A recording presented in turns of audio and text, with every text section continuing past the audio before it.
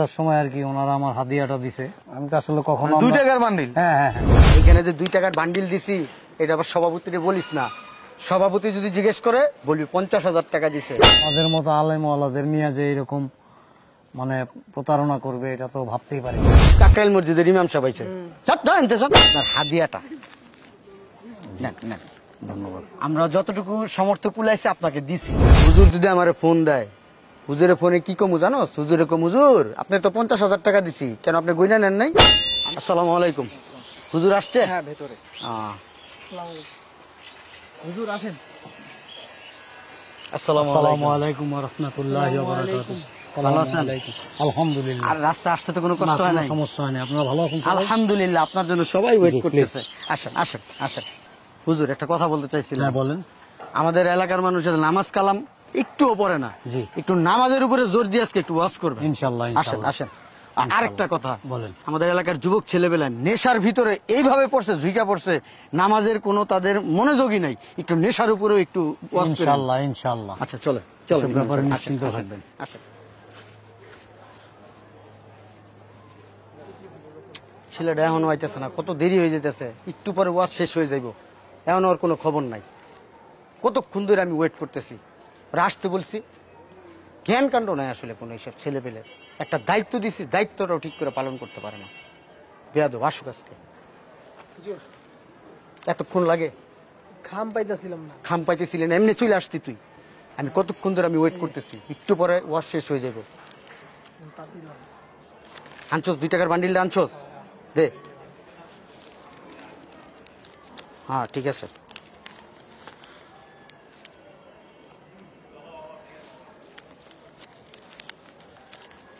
বুঝোস কিছু? কিছুই তো বুঝোস না, বুঝবি কেমনে? একটা সিরা একটা খাম নিয়ে আইসস। খাম খুঁজে পাইতাছি না। এটা পাবি কই থেকে বেটা খাম? তোরা কেউ কাজের ছেলে বেটা, আকাজের পোলাপান তোরা।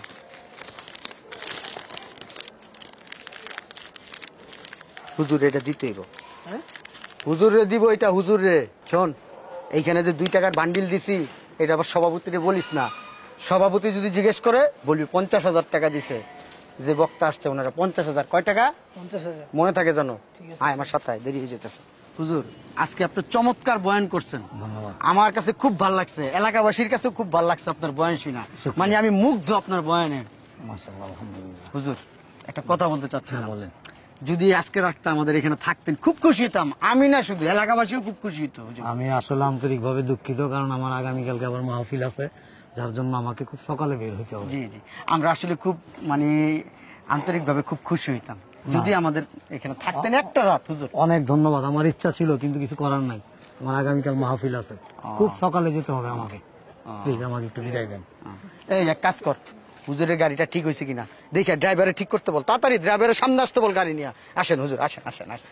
আর আরেকটা কথা হুজুর, আপনি কি বলবো হুজুর, আমার কাছে খুব ভালো লাগতেছে। আর এই যে হুজুর আপনার হাদিয়াটা নেন নেন। ধন্যবাদ। আমরা যতটুকু সামর্থ্য কুলাইছে আপনাকে দিছি। ধন্যবাদ। যাক, আমাদের জন্য দোয়া করবেন হুজুর। হ্যাঁ অবশ্যই অবশ্যই। ফি আমানিল্লাহ। আচ্ছা চলেন একটু আপনাকে পৌঁছাই দিই, আসেন আসেন। অনেক ঠান্ডা। একটু টাকাটা চেক করে দেখতেন টাকা চেক করবো কেন? না, আর কি এমনিতেই বলতেছিলাম। টাকা চেক করার কি আছে? একটু দেখেন, একটু আর না লাগবে না, চলো। দেখেন একটু, আমারও কেমন খটকা লাগতেছে। কি বলো তুমি এগুলি? টাকা তো ঠিকই আছে।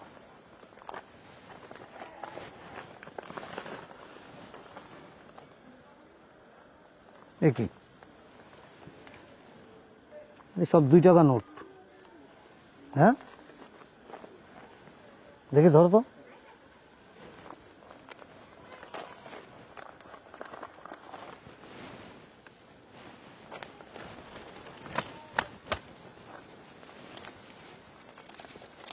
বুঝলাম না কিছু।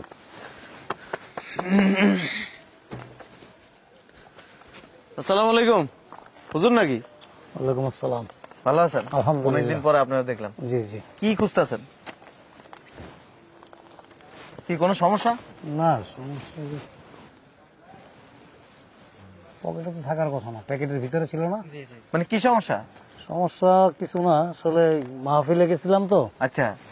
তো মাহফিল শেষ করে আসার সময় আর কি ওনারা আমার হাদিয়াটা দিছে। হাদিয়া দিছে? হ্যাঁ, তো এই হাদিয়াটা এখন আমি তো আসলে কখনো 2 টাকার বান্ডিল? হ্যাঁ হ্যাঁ হ্যাঁ, আমরা আসলে কখনো চেক করি না, যেভাবে দেয় নিয়ে আসি।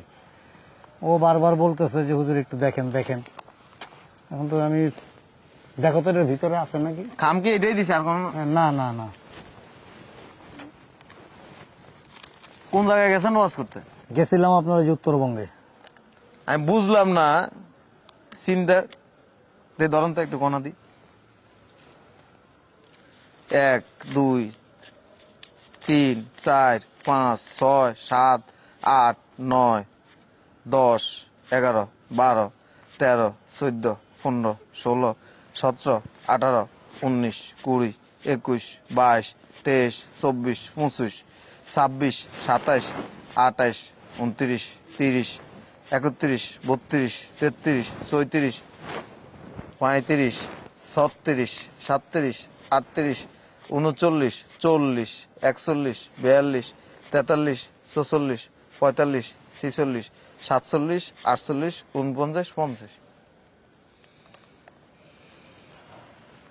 কি বলবো বলেন। গেছেন কখন? গেছি তো আপনার সকালে। আপনার গাড়ি নিয়ে গেছেন? গাড়ি নিয়ে যাই নাই, আসলে ভাড়ার গাড়িতে গেছিলাম। আচ্ছা। কিন্তু ওনাদের যে আচার আচরণ, এতে তো মুগ্ধ হয়ে গেছিলাম। আচ্ছা। কিন্তু লাস্ট সময় যে এরকম একটা কাজ করবে এটা মানে ভাবতেই পারি না। আর বিশেষ করে আমাদের মতো আলেম ওয়ালাদের নিয়ে যে এরকম মানে প্রতারণা করবে এটা তো ভাবতেই পারি না। গাড়ি ভাড়া কত দিছেন? আর কোনো টাকা দেয় নাই, বলছে হুজুর আমরা একসাথে আপনার মানে আপনি গাড়ি ভাড়া কত দিছেন সেটা? আমার গাড়ি ভাড়া তো আপনার মানে যাওয়া আসায় টোটাল প্রায় 3,500 টাকার মতো গেছে। মানে আমি আশ্চর্য হয়ে গেছি যে ওয়াশ করার পরে 2 টাকার একটা বান্ডিল ধরায় দেয় 50টা নোট। তা আপনি কি কন্ট্যাক্ট করেন নাই? না আসলে মানে আমরা তো তেমন কন্টাক্টে যাই না, তো এইরকম একটা অ্যামাউন্ট দিবে এটা তো চিন্তাই করা যায় না। না না না, এটা তো একটা আশ্চর্যজনক ঘটনা। একজন আলেম যখন কোন জায়গায় ওয়াজ করে, আপনি কন্ট্যাক্ট করেন না করেন সেটা তো পরের কথা, কিন্তু কথা হচ্ছে যে আপনি এক জায়গায় গেছেন আসছেন, আপনার তো যাতায়াত খরচ আছে, খাওয়া খরচ আছে, আরো আদার্স আনুষঙ্গিক অনেক খরচ থাকে। তো সেগুলি আপনার 2 টাকার একটা বান্ডিল আপনি যদি আপনার ধরায় দেয়, তার মানে এনে 50টা নোট মানে 100 টাকা। তো বাকি টাকাটা আপনার পকেট থেকে খরচ করে আপনি ওইখানে গেছেন। কিন্তু এগুলির সমস্যা হচ্ছে কোথায় জানেন? যারা এই যে মাহফিল আয়োজন করে, মাহফিল কর্তৃপক্ষ যারা, এরা হচ্ছে বড় সমস্যা। কমিটির লোকজন এরা হচ্ছে সবচেয়ে বড় মাপের খারাপ মানুষ। আপনি বলেন, মানে আমি অবাক হয়ে গেছি যে আপনি একজন আপনার সংসার আছে না? অবশ্যই আছে। আপনার বউ আছে, আপনার বাচ্চা আছে, এভরিথিং আপনার আদার্স খরচ আছে। আপনি যদি একটা জায়গায় ইসলামের খেদমত করতে যায়, যদি তারা আপনার সাথে এই ধরনের আচরণ করে, তাহলে ওয়াজ কিভাবে করবে বলেন? আমার সহকর্মী আছে, তাদেরকে বেতন দিতে হয়। আমার তো টোটাল যাতায়াতে প্রায় 6,000 টাকার মতো চলে যাবে অলরেডি। আমি তো শুধু যাওয়ারটা বলছি আপনাকে। কিন্তু আমাদের সাথে যে মানুষের ইমান এত দুর্বল হয়ে গেছে, মানুষ যে এত মানুষের কাতারে চলে গেছে, আমি ভাবতেই পারতেছি না। আমি যার জন্য উনি টাকাটা যেভাবে দিছে, প্যাকেটটা আমি ঠিক সেইভাবে নিয়ে নিছি পকেটে। রাস্তাও আমার বলতেছে যে হুজুর টাকাটা একটু গুনে নেন। আপনি মাহফিল কর্তৃপক্ষ যারা আয়োজন করছে, আপনারা যে দাওয়াত দিছে, তার একটা ফোন দেন। কি বলবো ভাই, ফোন দিয়ে বলেন, বলার কিছু আছে? মানুষ কতটা নির্লজ্জ হইলে, কতটুকু নিকৃষ্ট হইলে, কতটুকু নিচে নেমে গেলে যে একজন আলেমওয়ালাদের সাথে প্রতারণা করতে পারে। আমি জীবনে এরকম দেই নাই যে ওয়াজ করার পরে 2 টাকার বান্ডিল ধরায় দেয়। আমি ফার্স্ট টাইম দেখছি প্রথম। উনি যদি আমাকে বলতো যে হুজুর আমরা টাকা পয়সা অ্যারেঞ্জ করতে পারি নাই, আমাদের ফান্ডে কোনো টাকা নাই, আমরা টাকা দিতে পারতেছি না, আলহামদুলিল্লাহ আমি শুকরিয়া আদায় করে চলে আসতাম। কিন্তু এই প্রতারণার আশ্রয়টা কেন নিল? এটা এক ধরনের বাটপারি, আপনি ভাবতে পারেন। অথচ দেন একটা জায়গায় যখন মাহফিল হয়, হাজার হাজার মানুষ কিন্তু দান করে। হুজুরের কিন্তু একটা বাজেট থাকে যে হুজুর আসলে এই অ্যামাউন্টটা হুজুরে দিব, যেহেতু হুজুর এখানে 1 ঘন্টা 1.5 ঘন্টা বয়ান করবে। এই বাজেটটা এটা হচ্ছে যে দেখেন মানে এগুলো হবে না কেন, বর্তমানে যারা মাহফিল আয়োজন করে বেশিরভাগ হচ্ছে সুদখোর ঘুষখোর, বেশিরভাগ হচ্ছে যে আপনার ওই যে দুর্নীতি করে টাকা পয়সা কামাইছে, মানুষের জুলুম করে টাকা পয়সা কামাইছে। এরপরে ধরেন একটা জায়গায় যখন ওয়াজের আয়োজন করে কি করে, মানুষের দান করে, ওইখানে টাকা দেখে এদের কলিজা বড় হয়ে যায়, লামসাম কোন রকম বুঝাই দিয়ে এরা কি করে বাকি টাকাটা নিজেরা নিয়ে খরচ করে। এদের মধ্যে অনেকে নামাজও পড়ে না। কি বলবো, অবাক করার বিষয়। আল্লাহ এদেরকে হেদায়েত করুক যে এই ধরনের কাজগুলি করছে। কি করবেন, টাকাটা হাতে নেন। আসলে কি মানে আমরা পাপ করতে করতে, গুনাহের কাজ করতে করতে, জিনা করতে করতে এমন এক পর্যায়ে চলে আসছি যে আমরা এখন মানে কি বলবো আর, মানে মুসলমান তো শুধু মানে আমাদের নামটা আছে মুসলমান, মুসলমানের যে কার্যকলাপ তার কোনোটাই আমাদের মধ্যে নাই। কি বলবো আমি ভাবতে পারতেছি না, অবাক লাগতেছে আমার কাছে। দেখ, মন খারাপ করেন না, না না না না, মন খারাপ করার কিছু নেই। দোয়া করি তাদের জন্য, আল্লাহ পাক যেন তাদেরকে হেদায়েত দান করেন। আমার সাথে যেটা হয়েছে আর কারোর সাথে যেন না হয়। না না, আমি তো আশ্চর্য, আমি এরকম অ্যামাউন্ট ওয়াজ করার পরে আমি আজ পর্যন্ত কোথায় দেখিনি। ফার্স্ট টাইম দেখলাম, আমার জীবনে প্রথম দেখা। ওয়াজ করার পরে 2 টাকার বান্ডিল একটা ধরায় দেয়, তাও 50 পিস, 100 টাকা। যাক, মন দোয়া খারাপ। করবেন তাদের জন্য, দোয়া করবেন আল্লাহ যেন আমাদের সকলকে পাপাচার থেকে, পাপ কাজের থেকে দূরে থাকার তৌফিক দেয় এবং আমরা যেন ভালো কাজটি করতে পারি, আমাদের ইমানটা যেন দুর্বল না হয়, ইমানটা যেন আরো মজবুত হয়। আপনারা সবাই দোয়া করবেন। দেখেন, এরা কিন্তু আবার বিভিন্ন জায়গায় যে এই যে আপনার দিছে না, আপনি এখন ফোন দেন, মাহফিল কর্তৃপক্ষের ফোন দেন, দেখবেন একবারে নগদে বলবে যে আপনারা 50,000 টাকা দিছে। আমি নিশ্চিত, একদম শিওর, না না, ঠিক আছে ঠিক আছে, মিথ্যা কথা বলবে। ঠিক আছে। এরা আবার মিডিয়ার সামনে যায় বলে, হ্যাঁ হুজুরের তো 50,000 টাকা দিয়ে আনছে, 1 লাখ টাকা দিয়ে আনছে, এরাই বলে। কিন্তু না, এদের আসলে মৃত্যুর ভয় নাই, মানে জাহান্নাম জান্নাতের চিন্তা ভাবনা তাদের ভিতরে নাই।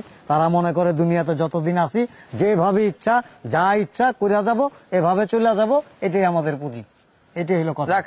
না রাখো এটা তোমার কাছে। ঠিক আছে হুজুর, আসি, দোয়া ঠান্ডা করবেন। পড়তেছে, ইনশাল্লাহ। আসসালামু আলাইকুম ওয়া ওয়ালাইকুম আসসালাম। রাহমাতুল্লাহি ওয়া বারাকাতুহু। চলো। সেক্রেটারি সাহেব, একটা কথা বলি। কি কথা বলবি? এই যে হুজুরে যে আপনি 2 টাকার বান্ডিলটা দিলেন, কাজটা কি ঠিক হয়েছে?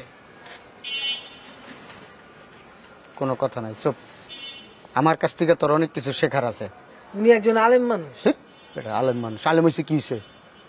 আলেম হয়েছে, উনি মানুষ, আমি মানুষ না? আমার কাছ থেকে শেখ। জীবনে বড় হইতে গেলে একটু 6-9 করতে হয়, শিখা রাখে এগুলা। এখন হুজুর যদি আপনার ফোন দেয়, হুজুর যদি আমার ফোন দেয়, হুজুরের ফোনে কি কমু জানোস? হুজুরে কম, হুজুর আপনি তো 50,000 টাকা দিছি, কেন আপনি গইনা নেন নাই? আমি পুরো 50,000 টাকা দিছি। এ বেটা, তুই দেখছস না আমি হারা টাকার বান্ডিলটা দিছি? দেখছস কিনা? বান্ডিল তো দিছেন 2 টাকার। এ তো তুই জানোস, হুজুর কি জানে?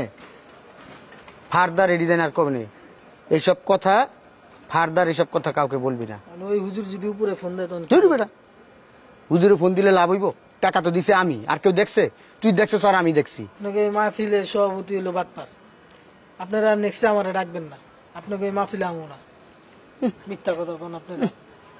কাকরাইল মসজিদের ইমাম সাহেব আইছে, সব জানতে সব এইগুলা করেন না, উনি একজন আলেম মানুষ, বুঝছেন? যাবি তুই এনতে হুম। ফেরেস্তাগিরি দেখাইতেছে। তারা জান্নাত থেকে আইছে, উনি জান্নাত থেকে প্রবেশ করে কেবল দুনিয়াতে আইছে, সে কিচ্ছু বোঝে না। আমার কাছ থেকে শেখার অনেক কিছু আছে, শিখা নিস। তোর বাপদাদারা শিখছে, তুইও শিখবি বেটা।